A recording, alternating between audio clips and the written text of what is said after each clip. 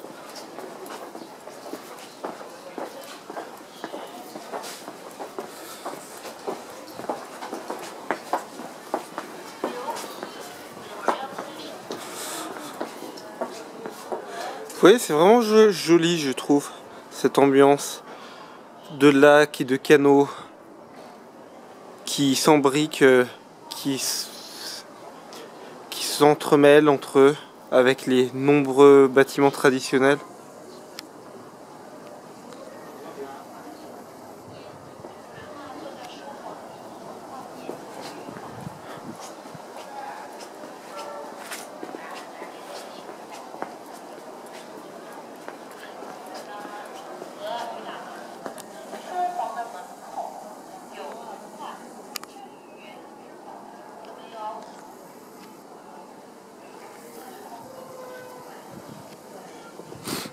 La seule chose véritablement pénible à mon sens, c'est que lorsque vous arrivez à Suzhou, vous verrez des centaines de personnes, des centaines de rabatteurs tentant de vous vendre des tours organisés en groupe, donc des tours de la ville et des principaux sites touristiques. Donc c'est pas forcément très cher, ça coûte environ 15 yuan, donc 2 € plus le prix d'entrée des différents sites touristiques. Mais après, tout dépend un peu de vos goûts. Moi, l'idée de me retrouver dans un groupe de 15 personnes, avec des visites chronométrées, ça me tente pas plus que ça. Et vous verrez à chaque fois, ils sont très insistants.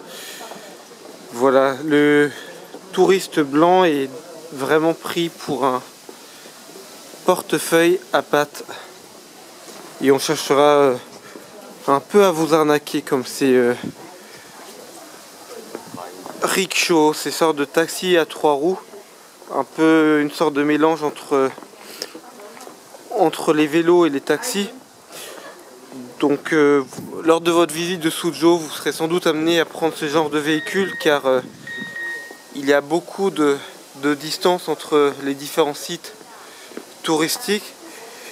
Voilà, il faudra vous armer de patience et négocier, parce que une course de 10 yuan, on vous en demandera 30 au début. Donc si vous ne pensez pas négocier, ça veut dire que vous paierez tout 3 fois plus cher que ce que vous devriez normalement payer.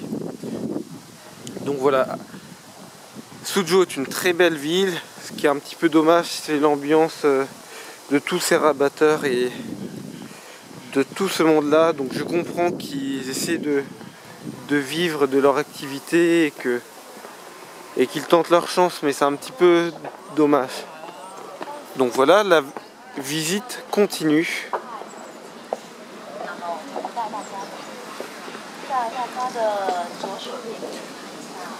Ni hao.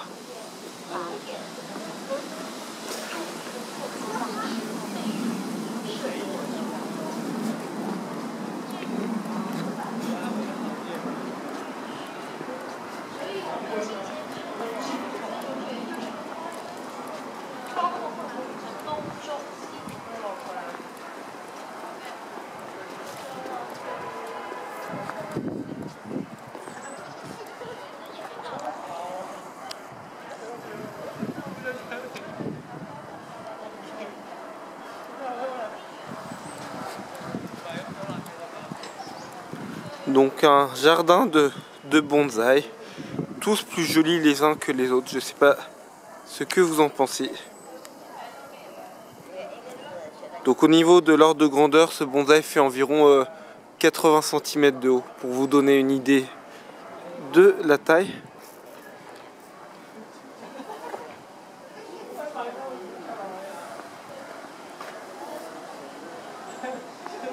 C'est vraiment des magnifiques bonsaïs, d'autant plus que c'est très difficile de faire cultiver des bonsaïs. Ça nécessite beaucoup d'entretien et ça coûte très cher. Lors d'une visite à Pékin, ce genre de bonsaï peut valoir pas loin de 1000 €, je pense, le bonsaï.